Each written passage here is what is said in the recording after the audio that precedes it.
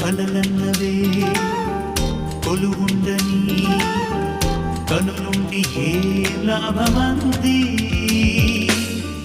ఏ కదలిక కనిపించని శిలలాంటి బ్రతుకెందుకంది తోడు ఒకరుంటే జీవితం ఎంతో వేడుకవుతుంది అంటూ ఎటు వెళ్ళిపోయింది మనసు ఇలా ఒంటరయ్యింది వయస్సు చల్లగాలే అతుకి తీసి